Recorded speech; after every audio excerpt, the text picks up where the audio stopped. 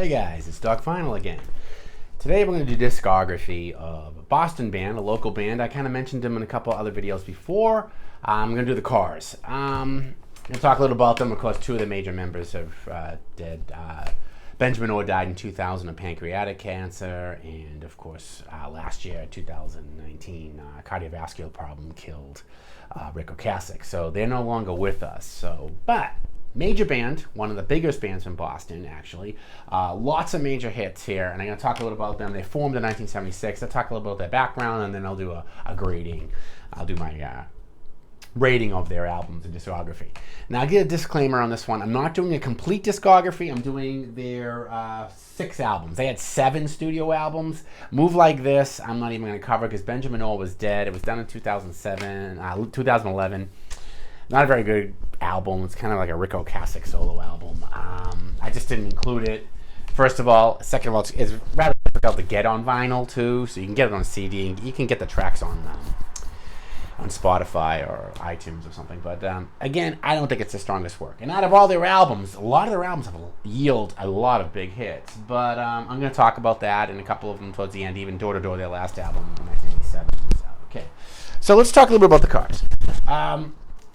Well, the Cars formed in 1976.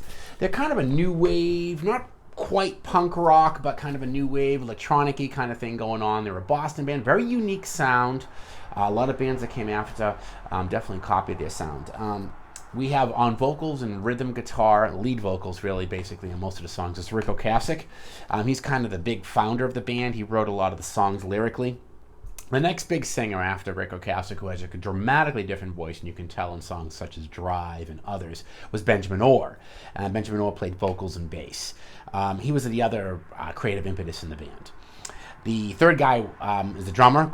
Drummer is David Robinson. Really good drummer. Interesting, solid, 4-on-the-floor, solid drummer. I mean, he wasn't gonna, win any prizes with drum solos or, massive percussion, bombastic solos. But he was a very good drummer and very interesting. He introduced a snare and a lot of electronic sounds and noises to his percussions, and it was pretty good. So he played syn drums, and he did a little backing vocals too. Very solid drummer, and really gave the heart sound of that beat of that band. So I think it's pretty important. As that, he's really good drummer. Technical proficiency, if you're going to compare him to other drummers, no. But for the band, definitely. The other person is Elliot Easton, who played lead guitar and backing vocals. A lot of those massive guitar solos were Elliot Easton. He's a really good guitarist. I believe, from what I've read a little bit, is that he wrote a lot of the songs with Rick Ocasek, where Rick Ocasek would kind of get the melody down, and I think Elliot Easton would really work out the guitar style, and maybe even write some of the rhythm sections that Rick Ocasek was playing. And then the last player on keyboards, a little bit of percussion, did some backing vocals and saxophone. Let's not forget Greg Hawkes. Pretty important because he always gave that kind of extra oomph sound to the band, very similar to Foreigner with Ian McDonald, that gave that kind of interesting outlook sound, kind of a sonic landscape that wasn't exactly drums, bass, guitar, what have you. Now, the funny thing about the Cars I was noticing is a couple months ago I did The Police.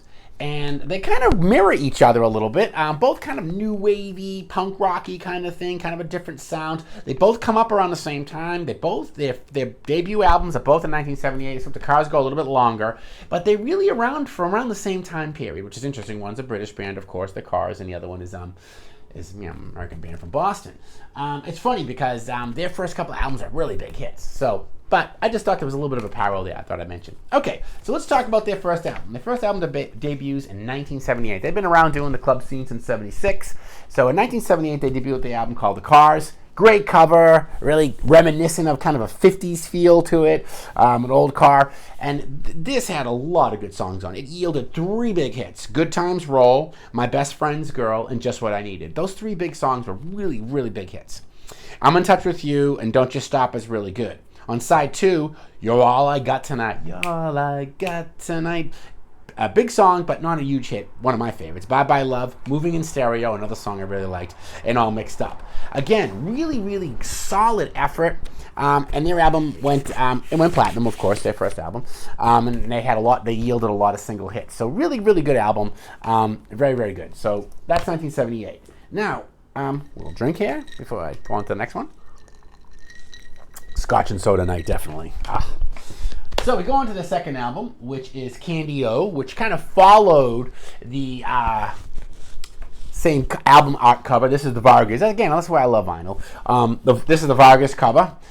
Real famous person who did a lot of pin-up art. This, again, great album. This is their second album. And then this album comes out in, I believe, 1979. But let me grab my glasses and give that a confirmation for you so we know exactly. And yes, 1979. I always doubt myself, but and this album yielded as many hits, if not more, than their first album. And this album was called Cant Do. Their first song in it was "Let's Go," very big hit. "Since I Held You," "It's All I Can Do," "It's All I Can Do," very good song.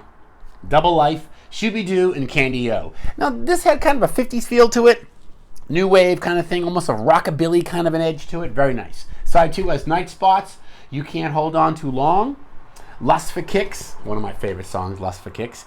"I Got a Lot on My Head," and then "Dangerous Type," another good. I always like the hidden tracks on there. "Dangerous Type" and "Lust for Kicks" are really some of my two favorite songs by them. And they really started to get their sound. This is, of course, the first pressing. This really, their first two albums really were like, a 1-2 punch, like boom, boom.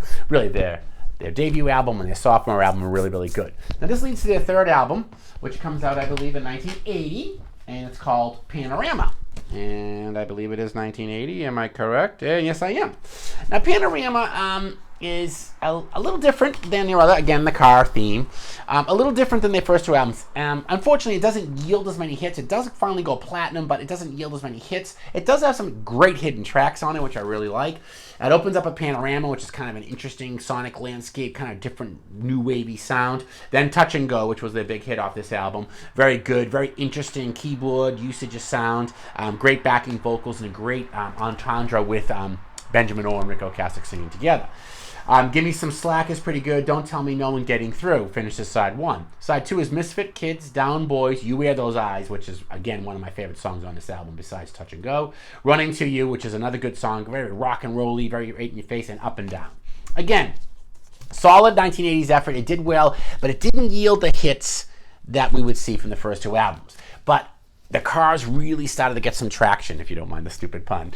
They really started to get some traction in their sound and their kind of delivery of what kind of band and what kind of sound they were going to produce. This produces their fourth album, which I believe comes out in 1981. Yes, it does. And this album is a real big hit. This album is Shake It Up. Again, the girls on the cover, it's a little different. This has like the tire thing, but doesn't have the same car motif that the first three albums have. This album is really good. This does really well. This puts him way back on the charts. It yields some really big hits. Since You're Gone is on this. Shake It Up. Those two are really big songs. I'm Not the One, which is, again, I'm Not the One. Really good song. Very well done. Victim of Love. Not to be confused with the Eagles song, but much different. Cruiser. Side 2 is A Dream Way. This Could Be Love, Think It Over, and Maybe Baby. Again, this really extends from the Cant Do album and really gets their sound out there and really produces one of their biggest albums. The next album will be their biggest selling album, which I'll talk about in a minute. Again, I'm not here to talk about chart busters, but I'm just showing you how the band progressed and how they became very, very popular. The music was on the radio. I grew up with this stuff. I heard it all the time, especially being around Boston. So yeah, the Cars were very, very popular. Now, their fourth album, and by far one of the biggest ones, and of course I have a high fidelity mobile recording of it, is Heartbeat City. And Heartbeat City was really the biggest selling album of theirs, and it yielded so many good songs. As we look at this right here, I want to get out the inner sleeve so we can do the track listings, which are really good. This is the original track listing, which I really love about this. The MoFi's fidelities, and it sounds amazing too, by the way. Again, this is really the pinnacle of the Cars. The Cars' popularity. This opens up with Hello Again, Looking for Love, Magic, which has that build-in the keyboard, really well done. And one of my favorite Cars songs, of course, not sung by Rick Ocasek, but sung by Benjamin Orr, called Drive. Really good song, a ballady song, well-driven and well-written, very good. Strange Eyes, and You Might Think, of course, Side 2, It's Not the Night, Why Can't I Have You, I Refuse, and Heartbeat City. Again, this album really, I mean, as you can see here, really yielded just a lot of hits, and they were really at their pinnacle when this album came out. And then this album came out, I just wanted to give you the thing, I believe this album came out in 1984. So there was a little bit of a downtime from Panorama, because I believe Shake It Up came out in 1981, like I said, and this one I believe is, let me grab my glasses again to keep that up, I believe it was 84. I mean, I'm just going by memory on this one, so gotta give me a break. Does it say? Of course, they're gonna keep it a secret. And it's Marsha Brady. They got a secret. I'm pretty sure it's 84 without me hitting the... yeah, I was right. It's 1984. Before I was going to go hit the internet, but no. So Heartbeat City is 1984. So you figure there's a 3-year hiatus between Shake It Up and Heartbeat City. This is the pinnacle of their production. Rick Ocasek's really producing a lot of these albums at this point, getting a really, really great sound. And this is really the last of the great big hit albums from the Cars, because that leads us to their last album, which comes out in 1987. And this album is called Door to Door, which I recently purchased. I have a mint copy of it with the seal. It had a couple of songs on it. It had You Are the Girl, and it had Leave or Stay, which were pretty good on side 1. Then Double Trouble, Fine Line, Everything You Say, Ta Ta Wayo Wayo. And then side 2 is Strap Me In, Coming Me Up, Wound Up on You, Go Away, and Door to Door. Now, I just recently listened to this album to give it a kind of a once-over. It didn't yield any big, giant radio hits, except maybe You Are the Girl. But you can see the band was starting to go in different directions. Rick Ocasek was starting to bring up other bands. They were really becoming more mature. And just really, after 3 years from Heartbeat City, they could tell that their heart wasn't in this. It was a good album. It was solid. Had a couple of good hidden gems in there, but it didn't produce... And it really just extended the sound the Cars had. So people were kind of getting used to the sound, so they wanted something new and fresh. And this, you know, I'm going to be honest, this just wasn't it. Again, decent album, decent effort, but not their best song. Now, let's round up with the ranking of the albums, and let's talk a little bit the one I told you I didn't cover. Their 2011 album, which didn't have Benjamin Orr, which I already talked about. So that's exclusive. So they do have 7 studio albums, but only covers 6. Now, like I always do, we're going to do a quick ranking of the Cars. Again, this is my opinion. I hope that you guys, when you subscribe, let me know what your shot is. You know, you might not agree with my selection here or whatever. That'd be cool, but that's what it's all about. So hopefully you guys will kind of cool on it. All right. Let's go. I'm going to go from worst to best, okay? And again, most of these albums are pretty close. It's a pretty clean delineation between the good and the bad, okay? So, obviously, the least favorite of their albums by me, without going into the 2011 album, is Door to Door. I think it's the weakest effort. I think it's really kind of showing the end of the band, and then, of course, they break up shortly after this album comes out, so, you can see that on the horizon. I just think it's just an extension of the Cars sound. They didn't do anything new and fresh on it. It doesn't really inspire as much. So for me, this is not my, that's number 6. Number 5, which you might be a little bit surprised, is Panorama. I like Panorama. I like a couple songs on it. I think Touch and Go is great, which yielded a big hit. I like You Wear Those Eyes, and I like Running to You. But some of the other songs are just kind of disparate. They don't get along with the rest of the album. Getting Through is Misfit Kid, Down Boys. It seems to have a little filler. It seems like they were trying to, like it was outtakes from their second album, Cant Do. Like maybe Touch and Go should have been on Cant Do. I don't know. That's just my opinion. I just think it's a decent album, but it's just not up to snuff to their other albums, okay? So, Panorama is number 5 for me. Number 4 would definitely have to be Shake It Up. I like Shake It Up. It's a good album. It's really a great comeback album from Panorama. Has yielded way more hits since you're gone. Shake It Up, I'm Not the One. Really good albums. Victim of Love is okay. Cruise is decent. Side 2, Think It Over, and Maybe Baby's okay. But their strength on this is side 1. It's a good album. It does do well for them. But for me, I'm just not seeing enough innovation in it. And I hate to say it, I'm not seeing enough Benjamin Orr. It's just, it's a little Rick Ocasek dominated, which kind of, to me, it's a band. It's not just about one person, but that's just me. But again, solid effort. So that is number 4. Now we get down to the nitty gritty. Number 3 is Cant Do Now. Now we're getting to the top 3 are just, interchangeable. They can go either way. Any day I could be like another one on top of another. So they really, the 3, 2, 1s, doesn't really matter. This album's great, as you know. This yields lots of hits. I like this album because it's a great follow-up. It's one of my favorite sophomore albums. Really, they had a great debut album. This is really good. It's an extension of that sound. Let's Go, Since I Held You, such fresh songs. They had a different sound from the first album. So, yeah, very, very good. This album, I think, is really a strong effort. So that's number 3.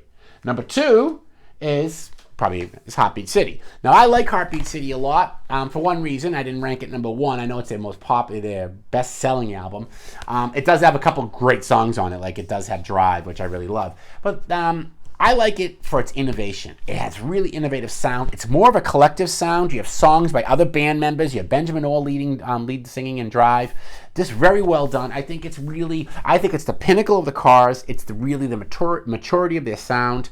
Really, really good. The sonic landscape is beautiful. The use of electronics. Everything is well balanced. It's a very well produced and very well recorded album. Again, really, really good. Now, I kind of, in my tradition, when I go with these type of bands, my number 1 album is usually their debut album, and this time it is again, too. I love their debut album. I just have so many real good memories with this album. I remember when it came out, I was like 10 years old, 11 years old. It was on the radio. My sister was 5 years older than me. She played it. She loved it. Everyone loved this song. This had good times. Let the good times roll. Of course, it was ruined when he was using a beer commercial. My Best Friend's Girl, Just What I Needed. Those 3 songs right there just define this whole album. And I still like the other, You're All I Got Tonight. You're All I Got Tonight. I love that album. All Mixed Up. I'm in Touch with My World. Just a top-notch album. Fresh new sound, and really, to me, their best effort. Really strong stuff. So yeah, so there you go. That's my number 1.